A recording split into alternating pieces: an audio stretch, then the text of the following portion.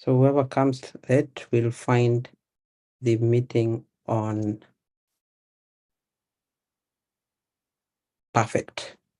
So for those who have not met me before, my name is Rogers Otom, and I'm a Kenyan. I know this meeting is being watched, or the video is being watched by people who are not even Kenyans. And I currently study at Warwick University. I'm studying innovation and entrepreneurship. And I'm a Chevening scholar. So in the last few months and weeks, I've received, inquiries, I'll call them, people asking me how to, to help them in the application process. And some of the questions I hear from them just made me wonder if they have been ready for the application, scholarship application, or they are not. So I've decided to do a video on just things you need to consider when you're applying for scholarships. So the webinar today is semi-structured, meaning there are slides that will guide the discussion, and semi because there are some things that will just come in and then I'll be able to answer some of the questions that you people have asked, and things that I'll find, I think if my mind remembers them and things are very important and you need to consider, I will also mention that. So having done my the introduction, I would just like to, bring your attention. One day, I think in 2018, I went to do a job for someone. He called me. I was still in University of Nairobi. He called us and to do some jobs for him. He was relocating from one place to another. So we went to fix, carry the furniture, fix the bed and such stuff. And he was to pay us. Now the guy didn't pay us. So the guy didn't pay us. And I don't think he forgot, but I also want to assume he forgot. But when he was bringing us back, we got into his car and then he was driving us back to campus. He told us to read a book. The book is called The Richest Man in Babylon. So the quote you see there on the screen is one of the quotes I found from that book, The Richest Man in Babylon, where the king has come from war and he has summoned like the richest man in Babylon and asking him, why is that no one in my kingdom, after we have done very big projects, the hanging gardens of Babylon, we have done the walls, how comes that we paid people and people are poor? And the guy said, king, people are poor because they don't know the laws to guard wealth. And the king was asking, so can these laws be taught to the public so that I don't lead a kingdom of poor people? And the man said that the things that one man knows are the things that can be taught to others. So why am I having this webinar? It's because I've gone through the application process. That was in 2021. And then last year, I helped 5 people to apply for Chevening. 3 got to interview stage and 1 missed. And that one, I thought he was going to get it. The one that I had the highest hope is the one that didn't get to the interview, but it's okay. And then other 2 people came for the interview preparation, and 2 people won the Chevening scholarship. 1 won the MasterCard Foundation Edinburgh scholarship. So 3. So in a nutshell, you had 60% chance of winning a scholarship last year with me if you applied for Edinburgh MasterCard Foundation or Chevening scholarship. So that which I know that can be taught to others. Okay, that can be taught to others. So when you want to apply for scholarship, you need to consider your goals first. Okay, you need what are your goals? What is motivating you to apply for this scholarship? Now I realized that there are usually 2 goals. if you are a Kenyan, and I know people are now joining in, but if you are Kenyan, we used to have this we used to call them fasihi simulizi, where they bring things like methali, and then they tell you to methali. For those people who don't know Swahili, methali is a proverb. They tell you a proverb, and then they tell you, oh, give us the meaning. Walikuwa wanasema maana fiche, maana ya ndani na maana sijui. I was so poor in Swahili. So there's a motive, I would say, real motive, and there would be what I would say an hidden motive when you want to apply for scholarship or for anything or for a job. In my case, the real motive is that I did biochemistry in my undergraduate. I never practiced it. Immediately I went into startup world. So I wanted to, sort of try to formalize the profession that I was now taking, the path I was taking. So that's why I was applying for innovation and entrepreneurship. I'd been running a startup for like 2.5 years, and I just wanted to solidify some of the things that I learned and also to learn more. So that was the real motive. But what was the hidden motive? So the startup is called Bafunde, which means teach yourself. And at some point, co-founders started getting jobs. So we had 4 computer scientists, and they all got good jobs. So I was really frustrated in a sense of things were moving slow. Okay, things were moving in slowly, and I sort of got frustrated. So I said, I need to take a break for 1 year. So that was the hidden motive. Now I know people who say, to me, my motive is I lack job. I've been applying for jobs, and I've been receiving, let's say, rejections. So they want to apply for scholarship as something that would come in to cover for that. You may just be also heartbroken, and you want to show your ex that you still have something in you, and so you apply for scholarship, and then you post in status, and then unasema walitudharau, so something of that sort. So what is your real motive? Other people have hidden motives, like just to escape, life in Africa and to go abroad and thinking that life is better. Now, there's a book called The Grass is Greener. I think it's a book. There's concept that grass is green where it's watered. So when you are in Africa, you think, UK and the US, oh my goodness, when I just get there, oh, life will change, and to some extent life will change, okay? But when you come here, you understand that the human struggles are spread across, they're evenly distributed. If you're struggling to pay bill in Kenya or in whichever part of the world you are, you will still come to the UK and apply jobs, get rejections. Trust me, they're not jobs as we thought. You will land and you have a job automatically. You'll still get rejections and such kind of stuff. Other people have very, very, very dark motives, which I just want to give. People they say to me, I want to go to these developed countries and disappear. So that's a motive I would also want to talk about, because they have consequences. Choices have consequences. So I know of a gentleman and of a lady, and I'll speak of the lady because if I speak of the gentleman, definitely is in my circles and he will know. But I know of a lady I was told came, and the idea is she doesn't want to go back to Kenya. So what do you do? She's a lady, okay.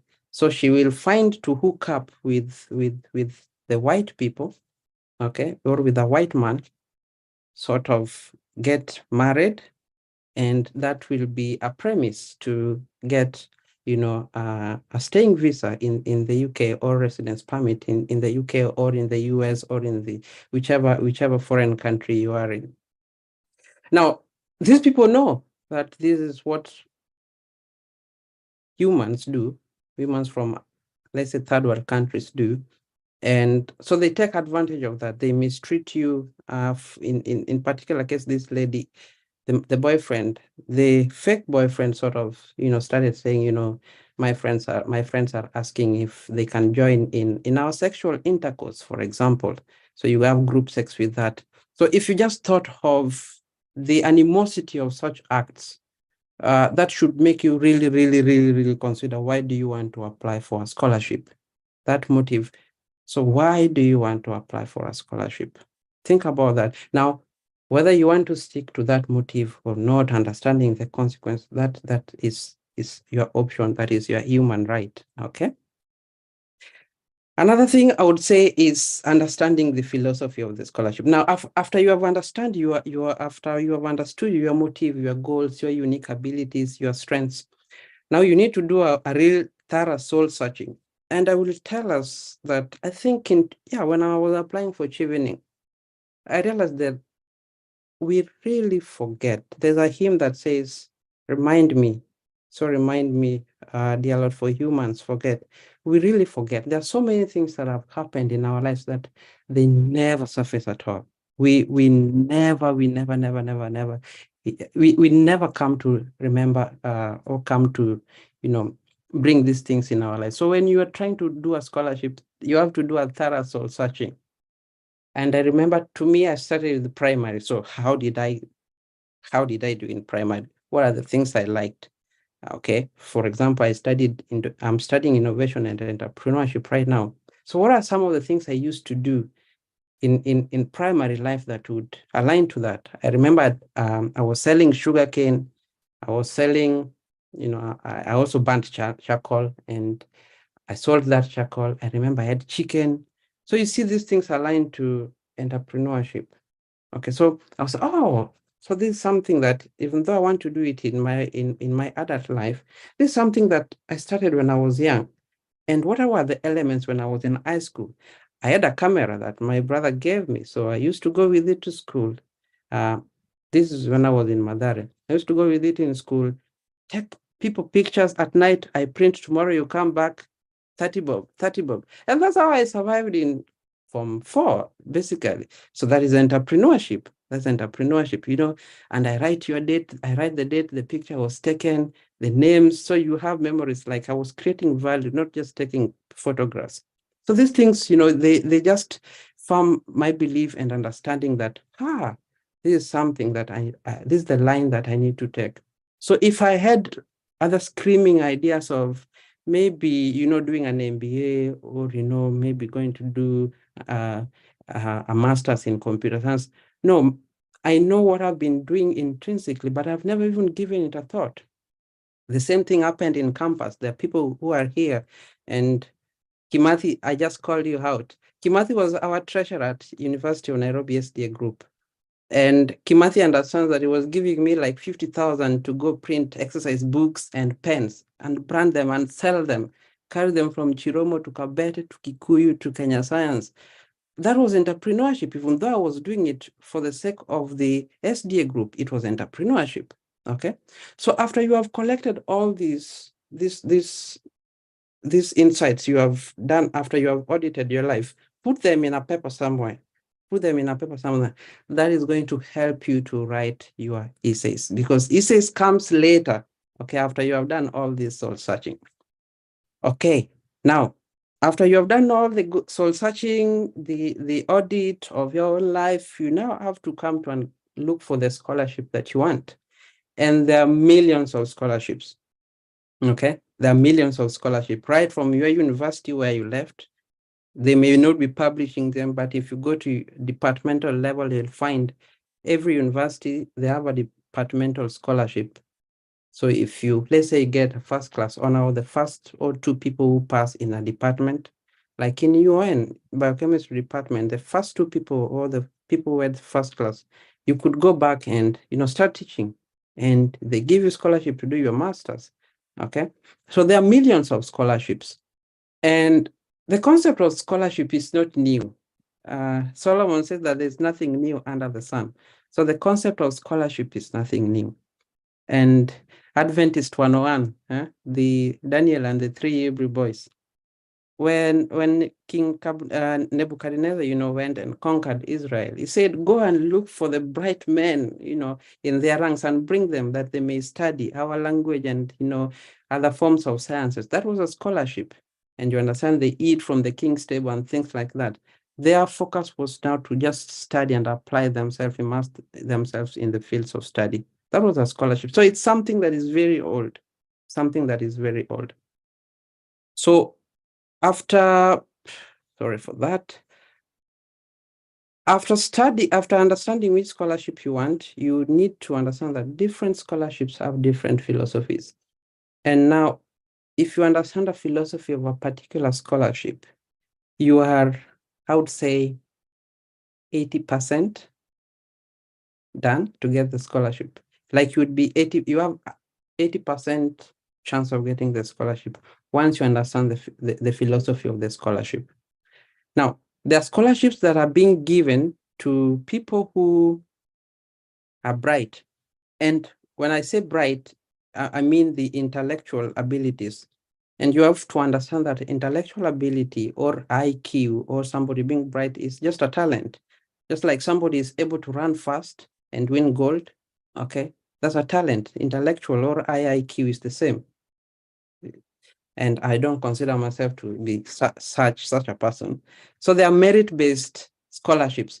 So you need to be very, very, very careful which scholarship do you want to choose. Is it a scholarship that is merit-based? And an example, I would give you example of that is Fulbright. Just by the name, you need to be smart to get the scholarship. There are other merit-based scholarships like Bill Gates Foundation Scholarship. Bill Gates, I think the scholarship is being offered in Oxford.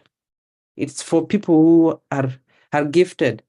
People would just see, oh, limit as X tends to this is of this function is this, and they do it mentally. Such are the people who get awarded merit-based scholarships. And maybe you are one of them. So you need to look for merit-based scholarships. And one characteristics of merit-based scholarships is you need to show that you have a good academic track record. So you will need your transcript to probably show you got a first-class honors. Mostly these scholarships are being awarded to first-class honors. I know DAB also falls under it, which is a German scholarship. They are need-based scholarships. So these are the scholarships awarded to people based on financial need. Here is where you hear Roger say, oh, I've been struggling throughout my life. I used to go to school walking 10 kilometers. You don't need to write those. Everyone has basically suffered. Okay. If you're not born in, let's say, in a ruling class, everybody basically suffers. Okay. So, but these are awarded to people who can demonstrate that they have had struggles, and you have various ways to show that you have been struggling. You can show how many times you can show the school, you can print the school fee balance, things like that. There are ways you can do that. Then there are interest-based scholarships. Now, this is very interesting because they will not tell you they have an interest. And this is the common scholarship I see governments offer. For example, Chevening, it's a very interest-based scholarship. Not on my end, it's on the Chevening end. It's on the British government end, okay? So before they award you this scholarship, they have to look at you and say, how can this boy help us in the future? How can he be of benefit to the UK government? Okay, that's why they say that they're looking for future friends of the British government when they offer such scholarship. Now, Chevening is being offered by the same body. Chevening Commonwealth and Commonwealth Shared is being supported by the same body, Foreign Commonwealth and Development Office. But the philosophies are different. So Commonwealth will give scholarship to people who have shown or have demonstrated in their life that they can create impact. Okay, that the things that are doing have been creating impact. I've seen someone on the call who I think can get this scholarship. And I saw someone, Faith, I saw you somewhere. God, I saw you, I saw you somewhere. So this scholarship is people who have been doing things that shows that they create impact. Either you started a business, or you started a mentorship, or you have been acting on climate change, you have been active in the climate change space and such kind of things. Then there are these scholarships that are awarded to people who are just athletic. And this is more common in the US. People who are artistic, you know how to draw, or excel in such kind of things. So imagine now you have never run in your life, but you are applying for a scholarship where runners are the ones who are needed. You're just adding to the numbers. Or you cannot even draw a frog, but you are applying for a scholarship based on artistic qualities. So these are some of the things that you need to consider when you are applying for scholarships. Now, I'll move to things that you need to have in mind. Remember, we are just talking about things that you need to consider, or steps you need to consider before even starting to apply the scholarship. So you need to have your transcripts or certificates. Now, if you look at me, I'd not planned this. If you look at this file, can I remove my Can I remove the background? Yes. Don't blur the background. Perfect. I not planned this, but if you look at this folder, I've just removed it from the cupboard. We call it cupboard, from the drawer right now. It has all my certificates, the things you think are overflowing. These are the university transcripts. Okay. I have my all certificates I was ever awarded. Even if that one was for pathfinding, they're all here. There are some of you. Yeah. You're finished from you're finished from, let's say, university. You don't have your high school diploma certificate. Okay, you don't have your high school diploma certificate, and you may think I'm fetching it far, but trust me, there are many people who are like that. And right now, I've seen in Kenya people celebrating people who are banning their degree certificates. It's bullshit. So have your certificates together. Okay. Another thing is you need to, some scholarships will ask you to have, like standardized test score, whether it's a GRE, and this is common in the US, or SAT, or things like that. So you need to have them taken. Now, the third one there, I underlined letters of recommendation. Now, this is very important, and there's somebody who has asked a question in relation to this. You need to have people who will recommend you, and most scholarships will dictate what type of recommendations they want. They may want academic recommendation, or professional recommendation, or somebody who is from your work. It's amazing how many people, even in this call, have no single relationship with their lecturers. It's amazing. To me, I still have I have 10 lecturers I can call and tell I'm Rogers, because I was a class rep. Okay. But there are people, it's amazing how many people don't have. So I've received links asking me to recommend somebody, but they're asking me to recommend them, but to recommend or put a reference in line with their academics. I've never been a professor anywhere. You're even older than me. So how am I even referring you as your lecturer? So you need to link back to these professors. Just look for them on LinkedIn and say, hey, professor, you remember me? I'm the one who used to give you trouble, the one who never used to understand anything. It's me. I just wanted to say hi. And then you keep the conversations. When an opportunity comes and you need a letter of reference, you have somebody who is a lecturer who is able to do that reference for you. When it comes to professional recommendation, Look for somebody who you have worked under. Everybody has a boss, you know. Yeah, a councillor, governor, the president, and things like that. The president have the World Bank above, and you know this. So everybody has a boss. So look for people professionally. Look for people whom you have worked under, or colleagues you have worked with, And then there's of course a personal statement, and a personal statement is just a document that, in a nutshell, puts your vision of where you want to go. It's a map of your vision. It's your vision statement. Okay.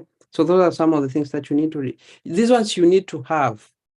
Personal statement, you don't need to just have a personal statement when you want to apply for scholarship. A person to recommend you, these are people you need to have, whether you are applying for something or not. Just need to keep in touch. Just need to keep in touch with them and something like that. Okay.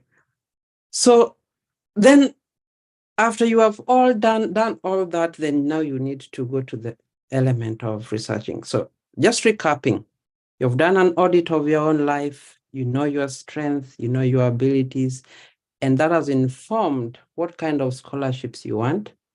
Okay. And then you have a foundation of people who are going to support you. Okay, because you don't do it alone. There are people who need to support you. So these are your referees. So do you have them ready? Are you always in touch with them? Because they will be asked, in many circumstances, they will be asked, how often do you meet with this person?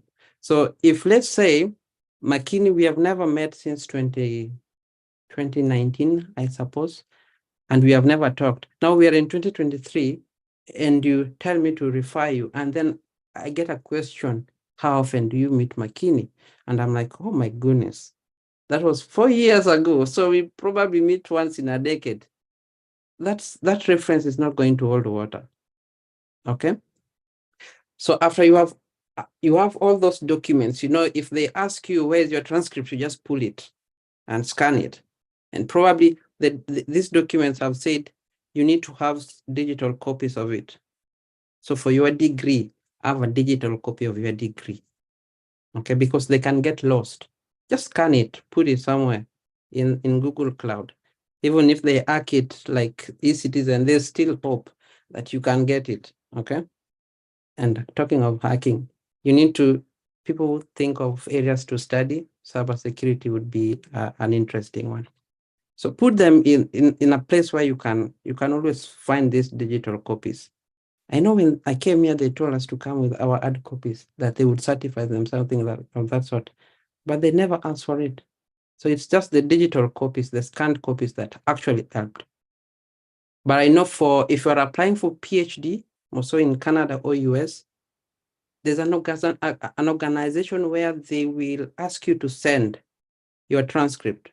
And so what you'll do if you are from University of Eldoret or University of Nairobi, you go to university, tell them, send this transcript and my degree certificate, a copy, to these people, and those people will certify it. Then take that to the university or the scholarship awarding body. Okay. So after you have had that, you now come to the point of now say, now, to me, I know I will be going for a merit-based scholarship. So you do your research on merit-based scholarships. What are the common merit-based scholarships? What are their eligibility criteria? Oh, my mind can't stop saying LGBTQ, but you know, it's been a common subject. So this is eligibility. Hey, that one, okay. And you also have to think about the deadlines, required documents, the scholarship provider's reputation, because reputation also matters. Okay. There are people who have gone abroad to study, and you see these things in news. Have gone abroad to study. After 1 year, that scholarship is stopped. You are to study for 4 years or 3 years, and then you get stuck. So you need to also to consider the scholarship's reputation. Okay. The scholarship's provider reputation. And reputation can be what is their history, or it can be just reputation anchored on the organization. So I know of a friend who won the scholarship from Oxford, I think. It was London School of Tropical something studies. Now, it was the first year they were running the scholarship, but the reputation of the institution really outweighs the risk. So these people will pay. They will pay. There's no problem with that. So don't take a scholarship to China or to Russia or to the UK or to the US before you verify the provider's reputation. Now, this is in response to a question somebody asked, okay? So I've done my research and now I need to do this. Okay, so how do I get to search for scholarships? So there's somebody who asked this question. I sent a form so that people can send their questions. And somebody said, how do I know or what are some of the effective methods to identify and search scholarship opportunities? So one, you can use government's website. This is something that even myself, I didn't know at first. Okay, you can use government websites. You can use embassies' website. So for most foreign governments, you would be surprised. They have scholarships running. So if there's an embassy of Russia in Kenya, most probably they have scholarship that supports Kenyans to go study in their country. Okay. And then you just need to know some of the common scholarships. So this is just to understand some of the common scholarships. You can join online groups. You can create networks. Like this is a very good network to understand some of the scholarships. I will just demonstrate to you how you can just understand. Most of you I know are Kenyans. How you can get legit scholarships right now from government scholarships. So I'll just come here and scholarships. You can join online groups. You can create networks like this. That's YouTube. So I will come here and type Ministry of Education Kenya, and I will just click on the link. So the list here, it's verified. So I'll look at services. Okay, programs, what, but I know where to go. So I see, there's a link to scholarships. Okay. And then you see, there's a scholarship here for postgraduate, and this is in Brazil. And there's an advert there. There's this one. So, I don't want those ones. So you just click. There's even Russian one for undergraduate or postgraduate, even for India. You just click until you get the one that you are most interested in. Okay? Get the one that you are most interested in. So these scholarships that are put in the government website, like Ministry of Education, these have been verified. Okay, so you cannot be conned. Okay, because there's a lot of con businesses here in the scholarship business. And then you'll find important ones or common ones like Erasmus Mundus. These are very good scholarship. And if you are studying, you want to study masters, and let's say you want to study in 3 different European universities, that's a very good one. So what's your goal? Is your goal to also come and enjoy or visit different countries? So Erasmus Mundus will help you to achieve that goal, because Erasmus Mundus will allow you to study in 2 or 3 universities for one particular program. Let's say one semester you are in Belgium, another semester you are in Sweden, another semester you are in Germany. Okay. So if you just go through the list, you'll find even the common scholarships like the Commonwealth, you see, it's here. Okay. So somebody asked me, where do I start? How do I get to know the scholarships? So this webinar has answered that. Just go to the Ministry of Education. You're going to find a list of verified and reputable scholarships.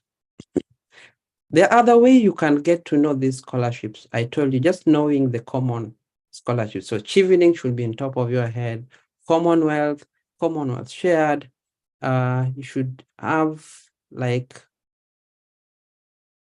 MasterCard Foundation.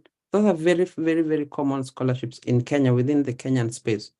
Another way, just do a little research. And these days we have AI. Just go to ChatGPT and say, list common scholarships in Kenya. And then just sends you. Okay, then say, I meant international.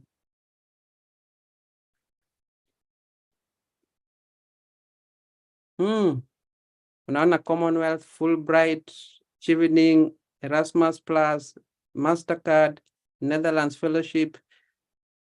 Please expand the list. You know, there are over 20 people here. Expand the list. Give them value for their time. See, free. Okay, so there are so many. There are scholarships where you just come and learn. You just go and learn. There are scholarships where it's like a fellowship. You get to teach like undergraduate and things like that. So that's another way. Another thing, you have done all the research and you said, me, I just want to study. Let's say for my example, I want to study innovation and entrepreneurship. So you do a basic search, which is the best university to study innovation and entrepreneurship. And you get reports and they say, this, don't believe in these things, but this report tells you Warwick University is the best in studying innovation in the UK. And according to your goals, you think that going to the UK is the best thing for you. So you go to like a university like Warwick University. Warwick University, you want to study innovation and entrepreneurship. Ta-da. And then you get here, so Warwick University. There's always this tab for all international universities, fees and funding. Click on it. Then they will tell you, okay, please visit university. So here are 2 scholarships. Additional scholarship opportunities are here. Okay, visit. Okay. Oh, so there's Commonwealth, Excellence, Regional, Bursary, even Chevening is here. Okay, Warwick Alumni Scholarship. Wow. So Aziz Foundation Scholarship. So you click on scholarship. Let's say this British Council, Women in STEM. Okay. And they will tell you, if you are studying any of these courses, you want to study MSc in one of these courses, and you are a lady, you're qualified for it. Just need to check. It's awarded to which countries? So this is awarded to students from Turkey. So you can go back, check. You will find that those are awarded for students in Kenya. Go to any university in the UK, you will find that page and you will find scholarships that are listed there. If a scholarship is listed under the official university website, it's legit. Things to avoid applying for scholarships that are on the websites ending with .com, .net. It must be a university a university ending with .uk if it's in UK, .us if it's in US, .ac.ke. The University of Nairobi, I think it ends with academic something. You'll see .ac. AC means academic. So only apply for scholarships that have, such kind of, the website have such kind of legit. .gov also is a good one. For example, Chevening scholarship ends with .org or .org. So these are the legit URLs. Okay. Going back to that Zoom. Okay. So I said online groups. Let's go to online groups. Facebook. So if I go to Facebook and I want Commonwealth or Chevening, I just types Commonwealth scholarship, let's say 2023, and I'm looking for groups. So you'll find groups that people have created. You just join it, and then you'll get information where people are reminding each other, hey, the application has started, hey, this. Luke is one of the people who needs to come. He's asking for the link for the meeting, and he replied on the link. Luke, shout out to you if you didn't manage to get the link. I'm in here. Oh, you're here. Luke is here. So you can look at these. Thank you, Luke, for joining. So you can look for these groups, join them. Okay. Another way is networks, which I had mentioned, things that we are now joining. And how do we create networks? You come to this forum, and I'm telling you, or somebody will tell you, if you have to study, you want to study masters in the UK, look for Luke Ondijo. And somebody will now, after this, to call me, oh, give me his number. You just saw his name on Facebook, and you can go look for him, and he will help you and tell you more information. Luke has really helped people in the application, but not chiefly, but he knows scholarships that are in the UK for masters, and I think also PhD. Luke, congratulations! I know you just finished your PhD, and you are very younger than me. Something 1 like year ago. You finished 1 year ago. Thank you. So look for those networks. Okay, what next? I talked about eligibility criteria. Thank God I said that well. Look at the deadlines, expectations. So ensure that before you apply for a scholarship, you meet the criteria. You know, it's like you allow me use this metaphor. You know, parable. I'm a follower of Jesus, so there's a way me and Jesus we love using parables. It's like a man going to seek a hand in marriage, or unaenda kukatia mtu, for those people who understand. Like you are going to ask a lady out, okay? The things that this lady is looking for, okay? Do you have beards? For example, if you don't have beards and you show up in this lady's inbox, it's like wasting my time. Block, okay? If you don't have, let's say the lady says, I want a car, which is not something if you don't have it, don't go there.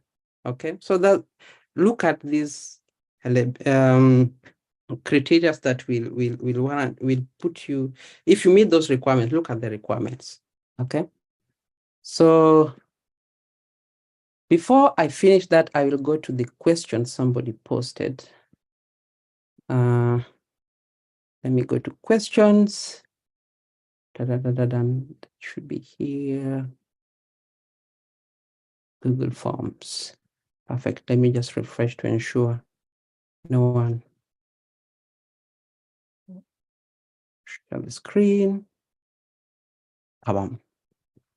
Perfect. So somebody asked me what are the effective methods to search and identify scholarships. That one I've answered, and I hope that the person who asked that question, that the answer was good. Okay. Now, there's another one who asked, how does a reference letter from a person who is not a professor or a PhD holder impact your scholarship application? From my understanding, if the scholarship organization require an academic reference and you just brought Rogers, who didn't teach you, if I was the person awarding the scholarship, I would mark you out. I want a legit, hapana wash references. I want a reference that comes from somebody who taught you. The person might not be a PhD holder, but the person is employed by the university. So some scholarships I know will not accept references from certain emails, for example, gmail.com or yahoo.com. So they will just block those references. So if the scholarship requires that to happen, does your applicant, does your referee as a university email? So that will count towards that, okay? Is it advisable to continue applying for a specific scholarship even after applying 4 times and getting regrets? Yes. I mean, after you have established Why is it that you keep getting rejections? Okay. Is it that you're not just good in writing, which is something I realized with two people who reached out for Chevening application. Like you can see, the process of helping somebody to apply for scholarship, you just listen to these people. Like these are just people I met online. So just listen to their story. Okay, so what did you do after this? Oh, high school. Okay, what are some of the leadership things? And they tell you very beautiful things they have done, the very beautiful initiative, and then tell them, put it in a paper. And then they write to you things that you don't like. So you tell them, you just give them honest feedback. Either you are trying to write English, but you have written Luo or things like that. And those are honest feedbacks I've given. And I think one person dropped out, but two people did like 7 versions of the same essays. They got it. And in some cases, I have to come in and say, okay, let's move this first paragraph to paragraph number 3, and paragraph number 3, this sentence, put it here. Okay, this sentence, put it here. You have to do a whole dissection of the essays and something of that sort. Okay. So if you understand that it's my writing skills that made me fail in this scholarship, though I deserve it, continue, don't stop. I know people who have applied for scholarship 5 times and got it. Okay. Then there are some people, I told you about interest. I told you about interest of this. Let me just go back to it. Interest-based scholarships. Okay. Told you about interest-based scholarships. So this body they have really been after 5 years, they've been looking at what you do, how you behave, things like that online. And they say, no, this is not a person we want to associate with. So in such cases, you can just quit. And sometimes it's not even how you present yourself. Sometimes it's the course. The course doesn't align with what they do in your country or something. It's not of their interest. So you need to understand. I know people who have won like very good scholarships. They applied for Chevening and they didn't get it. But they went to apply for other scholarships and they got like offers which they needed to, it was upon them to choose which one am I picking. Okay. So it's just, does your scholarship or your application meets the things that they want? Okay. So if for some reason you have applied many times, you can consider another example scholarship, or you can consider understanding or studying deep on what these people want. Okay. The next question, so continue. Okay. The next question was, do you recommend university application fees before someone is considered for a scholarship? Sometimes, let's say you really want to go to a particular university. For example, I really wanted to go to Bristol at first, and then I changed my mind. Now I wanted to go to Edinburgh. Some people will pronounce it Edinburgh. So I wanted to go to Edinburgh.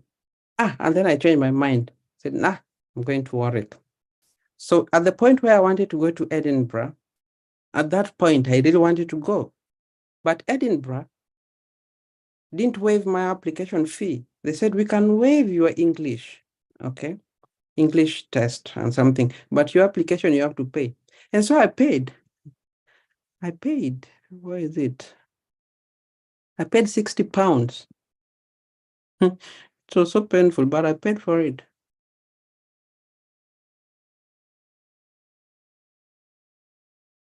And that was in December, before I knew whether I was going to get Chevening or not, but I paid for it. So how much do you need the scholarship? Because I knew if Chevening comes, let's say you are going to Chevening for after the application process, after the essay process period, the results come probably in February. And in February, they give a very short window or short period of time, let's say 4 months to have a university. If you waited until that last moment to apply for a university, write the personal statement, like do everything they need, 4 months may not be adequate. So there are people who have got the scholarship, but they don't have a university. So what happens at the deadline? They just cancel your name and they go to somebody else. Okay, so I really wanted it and I applied and paid for it. So how much do you need it? Okay, sometimes there are universities like Bristol and Warwick. You just tell them, I'm applying for this course on Chevening scholarship, and then they will just waive your application fee. They will just waive your application fee. The next one, the person asked,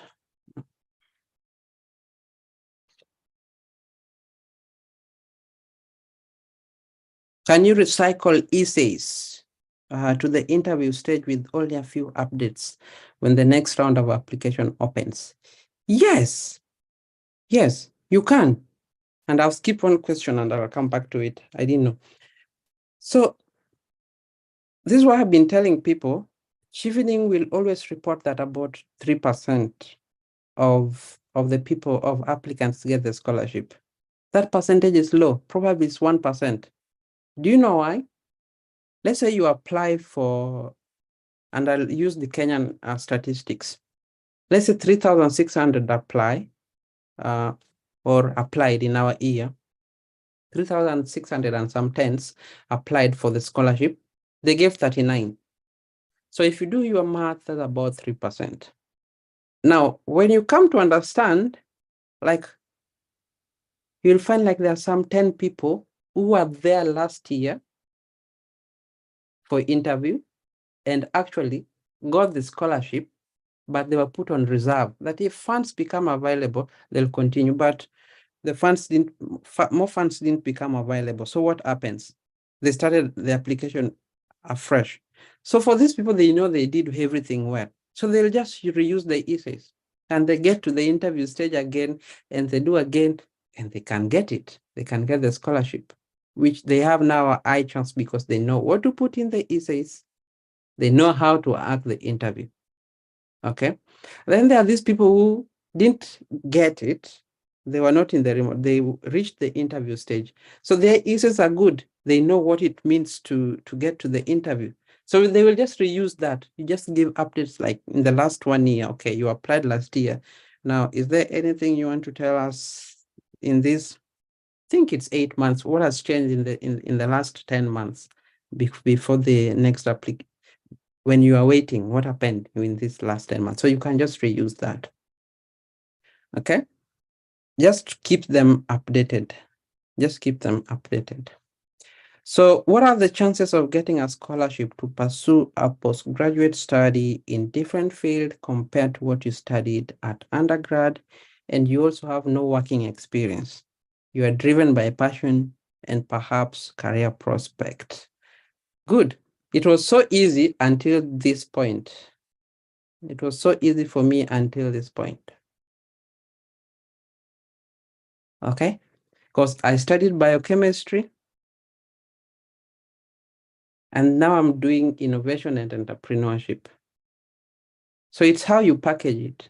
And do you demonstrate that when you're talking about driven by passion and career prospect, what have you done to demonstrate that you have passion? Okay, you are being, show the committee, the scholarship committee, that this passion that has been driving you has taken you from point A to point B. If you just say, I'm driven by passion and you can't show it in your essays, I'm like, it's here, say hot hair, you know, the goose chase, the wild goose chase, if you follow the Supreme Court ruling. So those hot hairs, try to eliminate hot hairs. When you're trying to write the scholarship essays, they need evidence. They need evidence. So for me, I did my undergrad in biochemistry. Immediately after leaving that, I went and became a project manager for a startup called Bafunde. I found the numbers of clients were not of clients of learners on the site were 146. After 6 months, the main co-founder left to join a government job. I became the CEO. I've moved the numbers from 146 to 8,000, and they can go to Bafunde site and confirm that our numbers are 8,000. And we have moved from this client and this client. They can see the distance that my passion has driven me. Okay, so can you demonstrate in your writing or during interview, can you demonstrate that that passion is there? And how do you demonstrate using numbers, facts? Can use numbers. Okay, referees can also do that. They can give you facts. And I know this gentleman. He was studying biochemistry, but his passion has always been innovation. I think I did that in one of my references. Because even when I was at UON, I was still a member of C4D. So I was still taking part in the organization of Kenya Innovation Week, which has now morphed into, it was Nairobi Innovation Week, which has now morphed into Kenya Innovation Week. So I can demonstrate that. I became part of secretary. My passion is shown. So just demonstrate your passion, okay? And I believe I've answered the questions. I have 1 minute. I want to respect your time. There's somebody who sent an email. Hope you're well. Thanks for the opportunity. I would like to ask how we are able to know the priority areas. How do you know priority areas? Number one.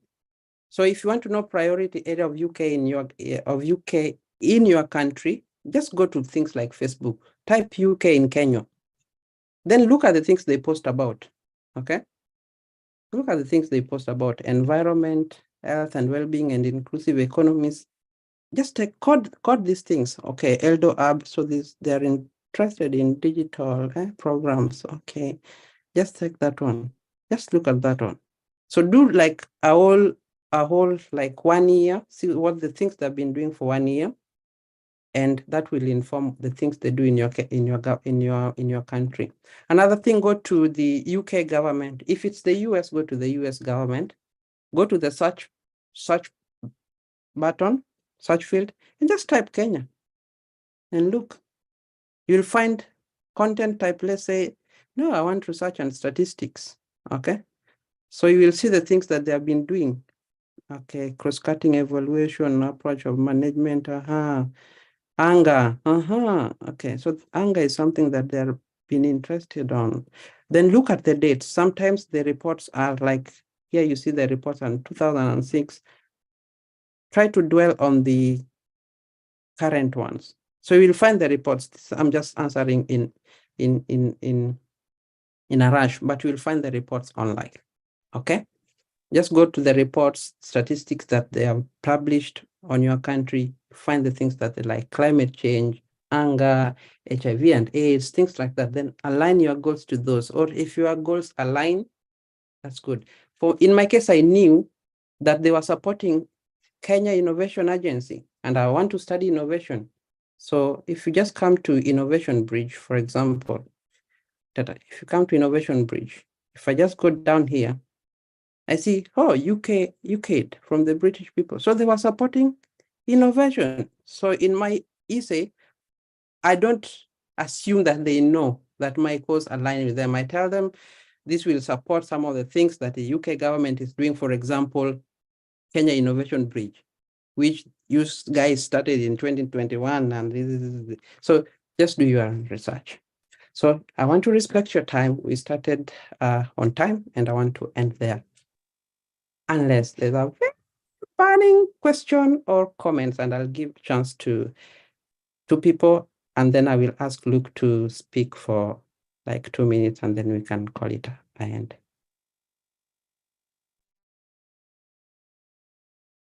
So to go first, Luke. Yeah. Thanks, Rogers. Can you hear me? Yes. Yeah, good. So actually, I just wanted to add a few things. And thanks for doing this. People need to realize that there are not too many people who take this chance to actually speak to others. And I know many of us here are Kenyans, but just to reflect a bit, it's just if from this group, if you get scholarships, challenge yourself, right, to uplift others. And that is where Nigerians, they beat us. They are the guys I love in Africa. They uplift each other so much. You'll always find on every scholarship, Nigerians are the ones who are leading on it. Now, just a few things to add. Just number one, thanks, Rogers, for everything. You have covered all the sorts of things. I'll just add maybe a few things and people can ask me questions. One, I'm not a tower of knowledge, so feel free that if something is not clear, just ask. The first thing I'll talk about is maybe I'll just pick it where Rogers left. Someone was asking, knowing about priorities. As you look for your AMS scholarships, the first thing is just to know, while scholarships are many, it's not easy to get them. They're increasingly competitive, and a lot of scholarship organizations, they're reducing their funding scope, even for Commonwealth, even for Chevening. There's a huge reduction in the scope of the people they fund within the last few years, especially due to Corona. So a few things I'd say to you. One is speak to people, okay? Rogers has said too many things. You may not take in all of them. If you struggle, just speak to Rogers. That's number one. It will save you a whole lot of things because he has seen how wrong it has gone, and Rogers has friends, and we also have friends. If that's potentially useful. The other thing I'd probably talk about is recommendation letters. I'll go back there again, just to emphasize, guys, it does not matter, right? Sometimes how good you are. And I can tell you this, I've supported hundreds of students all the way at a lot of my specialty, well, not my specialty, but I mainly support postgraduate students, masters and PhD, mainly in the UK. And one of the things that emphasize, ensure you find someone who knows you well, okay? Someone who can allow you to write that recommendation letter. If you come to me asking for recommendation, you have to write that letter. And I'm saying because I have seen people who get recommendation letter from professors who they have not spoken to in 10 years. And the guy is just going to write 2 lines of a recommendation letter, okay? So look for people for who, because they are busy people, opt to draft that scholarship. It is actually behind your personal statement, it is the next most important thing. Just to emphasize, just to emphasize for some of us, because we are going to fail in that. Don't go for your university lecturer if you last met them 10 years ago, if you have not kept touch. Rogers has given us tips on how to go around that. The other thing where Rogers has left is develop something like a strategy, okay? Because things are too competitive, right? Think about a strategy in which unataka kupata scholarship, if that makes sense for Kenyans who are here. Guys, I know a lot of you just know about Manchester, Oxford, Cambridge, and we have not heard about a university called Loughborough. We have not heard about maybe a university called Westminster, okay? And so many of us spend too much energy just focusing on the Harvard or on the Harvards and all. There is no problem with that. There are people who are gifted for that, especially people if you're going for merit-based scholarships. So we waste a lot of time, right? Spending too much energy, I want to go to Cambridge and the Oxford. There's no problem with that, okay? That's fine. There are some people who are advised to actually go to those places depending on what you're going to do, especially if you want to do things like genomics and all the sort of things. You want to go to the places like the Sangha and all the and the kind of thing, right? So, but the other thing, the reason I'm saying that is because many of us don't get scholarship because we apply to where most people are applying to. Just develop a strategy. Think about which is a place where I can study alternatively this sort of master's degree and get in there. That's all you want to do, right? It's about strategy. The next thing is to do with your course, right? So let's avoid that university prestige. The second thing, as you think about the course, the first thing I'd say about the course is that go for things that are priority areas. And the way you know that, even if you don't go and read, don't find time to read what Rogers has said. What are some of the issues today? Climate change. What are some of the big things now? Data science, right? What are some of the big things today? Health economics. So how do I get into this field, right? I did economics. Look for things that are interdisciplinary. Those are some of the big things, right? Look for the interdisciplinary things that are current issues right now. And if I can advise you, please do a course that is, you have the background for it, you have a background in it, but then you want to study something that's slightly different that would potentially help you go far. Okay, so don't go and study, don't do economics and then you want to go and study an MS in economics. No, health economics is the big thing now. Go and study something like innovation, maybe an entrepreneurship, if you have that passion for business and all this sort of things. And that helps you in terms of defending your scope or writing well your personal statement. Everyone wants to go for public health. No, go and do public health nutrition. Because if you just keep thinking public health, I'm just going to think economics, I'm just going to think MSc statistics, it's not the biggest thing. Medical statistics is now one of the biggest things you can ever start. And you study that in the UK, you'll always get a job, guaranteed, always. So there are many other things I'd say, Rogers, if potentially there's time. I'll just stop there and give it back to you. But if anyone wants to ask me more questions, I can be more than happy to talk about it. Maybe just one last thing as I finish. Think about this as a game plan. As you come to the UK, think about this as a game plan, okay? And if one thing is not working, try other things. Resilience. My best friend, I have supported hundreds of people with scholarships, but my best friend has taken 5 years. He's just coming to the UK now. After 5 years, applying for the same scholarship, I keep editing their statements and all this sort of thing. So you will get rejections. Rogers has got rejections. I too have got rejections, okay? And so the only thing that you want to do is probably leverage on the expertise of people who have gone before you, right? And find, the other thing is, don't waste time applying for everything, okay? If things are not working, someone asks that question, sit down with Rogers and reflect. And that statement needs to be rewritten again. The same way Roger says you have to rewrite 7 statements, I do the same thing, okay? Because a lot of people, we don't know how to write. It doesn't matter whether you got a first class. In fact, one of the reasons why I'm so passionate about scholarships is actually to support people who did not get the best of their degrees, right? I support, right now, there's a few PhD students here who just came all the way from Kenya. When I began supporting these students, they had only an internship, right? And the Commonwealth statements that we used to write, we used to justify with the leadership things they have done at church. Okay? And they didn't have any sort of like work experience. They didn't have first class, right? I have supported people with scholarships who get scholarships with pass, okay? That's it, okay? So scholarships are there, right? Just ensure that you get enough support and speak to somebody. That's what I'd encourage you. Otherwise, there's Rogers will send you a link to my page. I run a website that updates only fully funded scholarships only, particularly in the UK and things like that. We can say more about that later, but I'll stop there.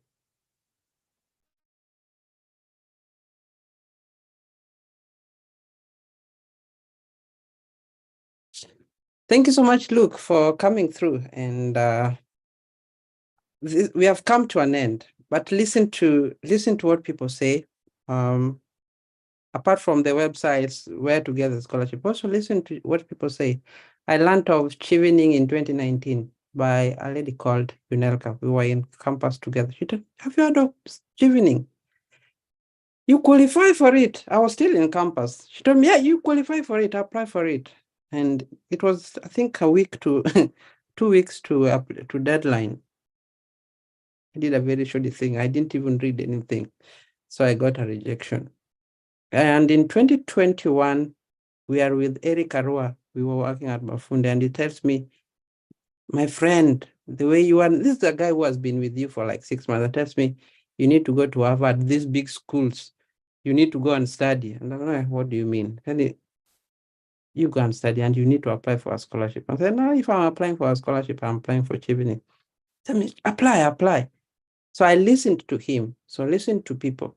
Someone like Tina and Jerry, if you are your faith girl, you can really get a scholarship. And one of these that we have mentioned. And thank you. Thank you for all your questions. Thank you for joining. You can type your comments in the chat and we call it an evening, and have a lovely good night to everyone. For those who don't have girlfriends and boyfriends, good night from us. Thank you.